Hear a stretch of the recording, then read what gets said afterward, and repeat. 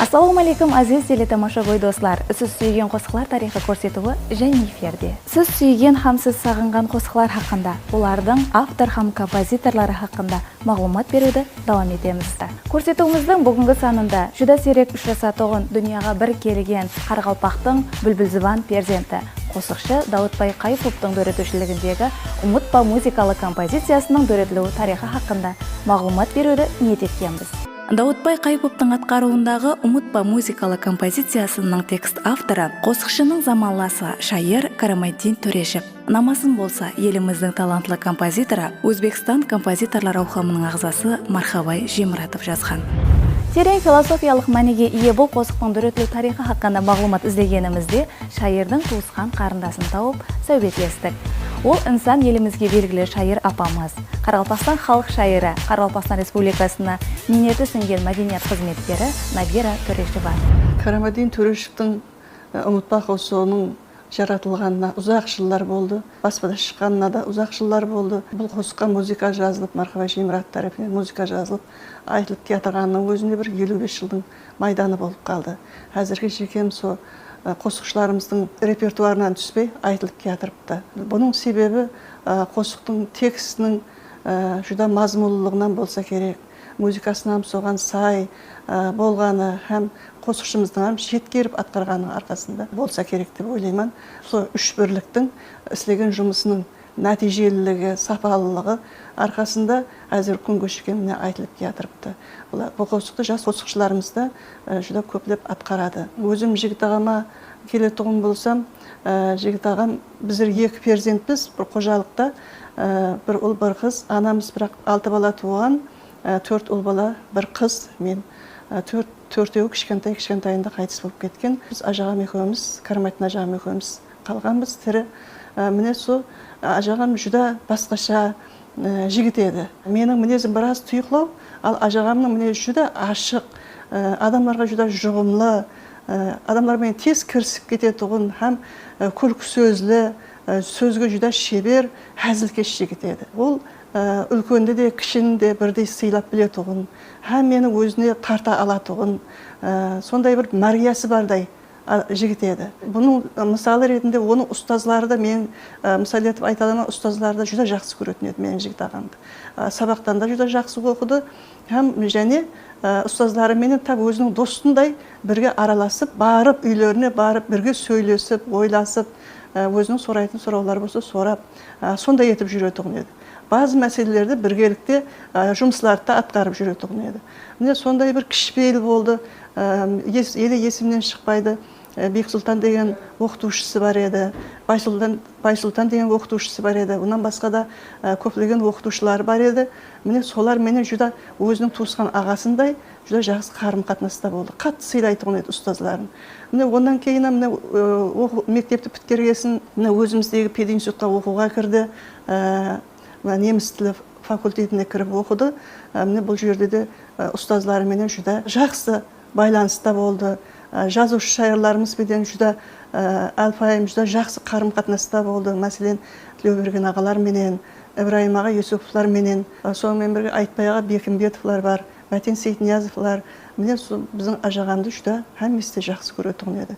Өзілерінің сол үйлеріне шақырып, біргелікте қонақлар болса бірге атқарысып, сондай етіп жүретұғын еді. Біздің Жігіт ағам сол әмесінен қандай да болмасын бір нәрсені үйрену үшін, өзін жетілістіру үшін, һәм творчествосында бір пайдалы мәселелер алу үшін, һәм өмірден базы нәрселерді үйрену үшін жасы үлкен, жақсы адамдардың қасына еріп жүрді. Сондықтан ба, оның ой өрісі де кең болды, һәм өзі де соншалық көп оқитұғын еді кітапларды. Оның тәсірі маған да дейді, ажағамнан қалған кітаплардың бәрін оқып, мен өзім ой өрісімді байыттым. Міне соның үшін ба, оқығаны көп болған үшін, жас болса да көргені көп болғаны үшін ба, осы Umutpa qo'shig'i бір үлкен жастағы адамның жазғанындай жүда тәсірлі qo'shiq болып шықты. Мәселен, qo'shiqтың ішінде сондай қатарлар бар. Дейділеген мақсатыңа жетсеңде, әрман өмір жетегінде ұмытпа дейді. Бір 20 жасар жігіттің осы сөздерді айтуы мүмкін бе? Ойланып қараң, хақиқатында да әрман өмірдің жетегінде. Өмірің ұзақ болса, денің сау болса, өмірің ұзақ болса, барлық арманларыңа жетесің. Әмме нәрсе, әмме мақсатларың орындалады. Ал егер өмірің қысқа болса, арманларың бәрі жолда қалады.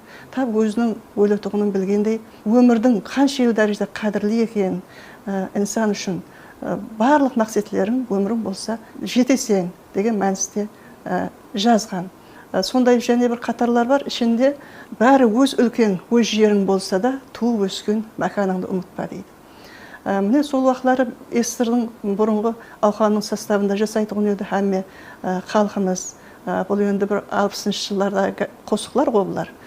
СССР-ның құрамында еді. Әмеміз СССР-ды отанымыз деп білетін едік.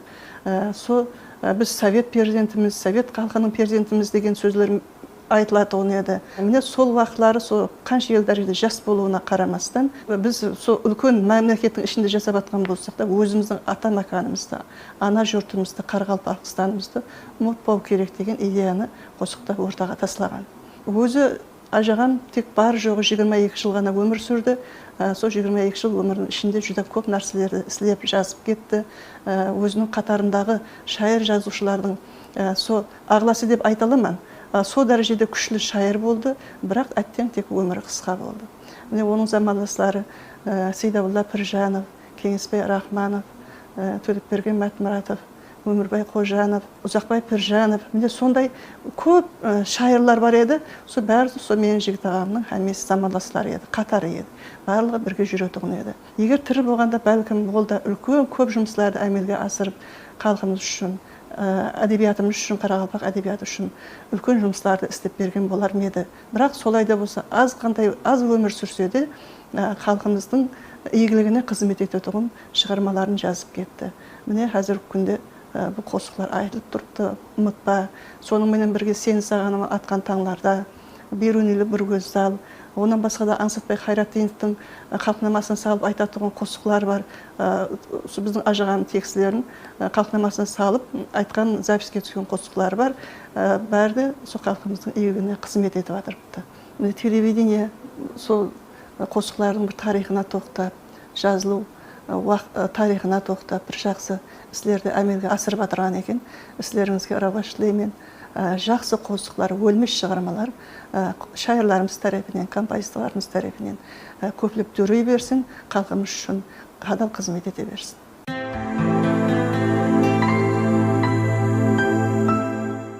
Ең жақсы қосықлардың намалары ең жақсы композиторлар тарапынан дүреледі. Сол айтқандай, бұл қосықтың намасын да белгілі композитор Мархаба Жемұратов тарапынан сондай ажайып дүрелген, оның намасының өзі қосықты байытып, тәсір жеңілігін асырып тұрғандай. Біз бұл қосық хақында мағлұмат алу үшін композитордың өзіне мұражат еткенімізде, денсаулығына байланысты студиямызға келіп интервью бере алмайтұғылығын айтты. Сол үшін біз телефон арқылы мағлұматлар алуменен шекілендік.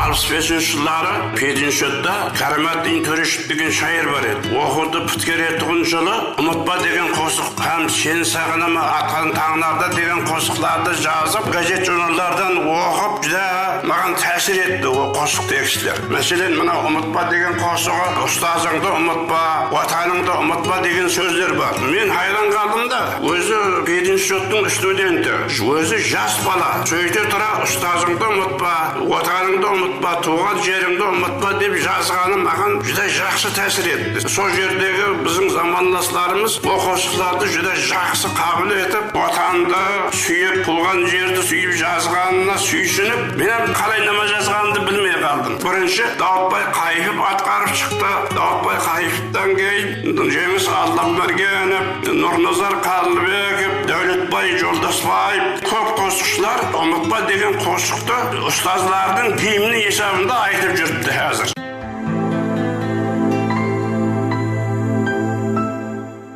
Даутбай Қайыповтың ізінде қалдырған өретушілік мирасын бүгін оның перзенті Даутбай Қайыпов атындағы Жәмиетлік фонды басшылығы Бахадыр Қайыпов тарапынан атқарылмақта.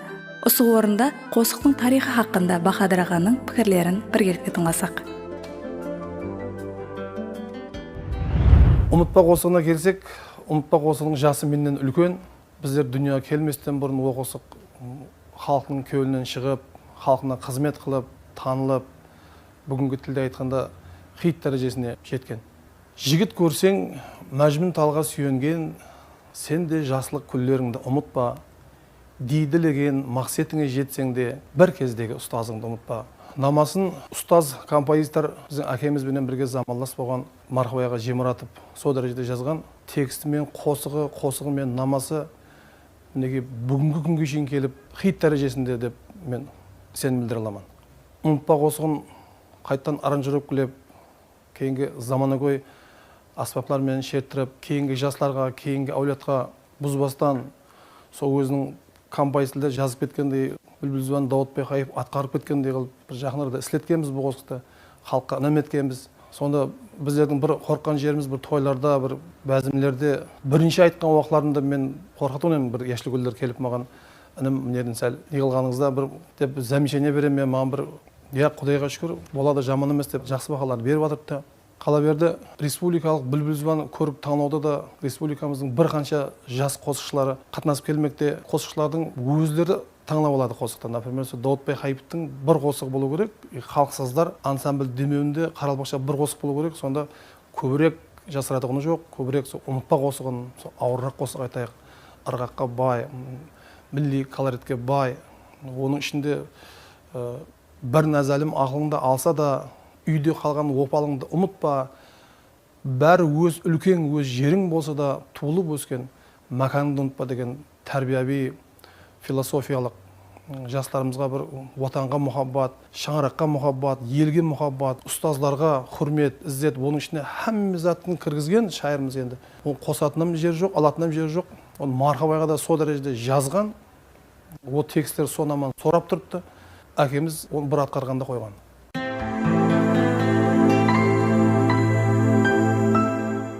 Ұстаз композиторлеріміз, жазушы ағаларымыз сол дәрежеде сондай мирас қосық тастап кеткен.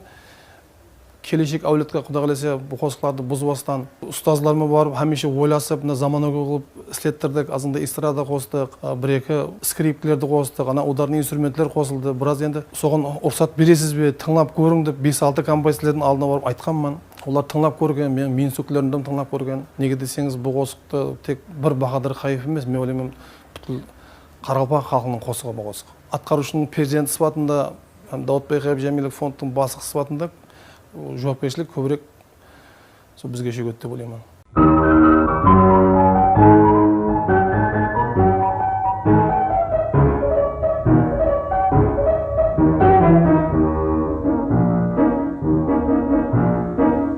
Жігіт көрсең мәжнүн талғас өнген, сенде жаслық күндеріңді ұмытпа. Күтікті білмеген, босқа кеткен түнлеріңді ұмытпа. Күте зерегуді білмеген, босқа кеткен түнлеріңді ұмытпа. Жақсылыққа жаны құмар, кеулі сасаубетке жақын инсаларды өзіне тартқан Даутбек Хайып ісімі халқымыз тілінен ысыра түскен емес.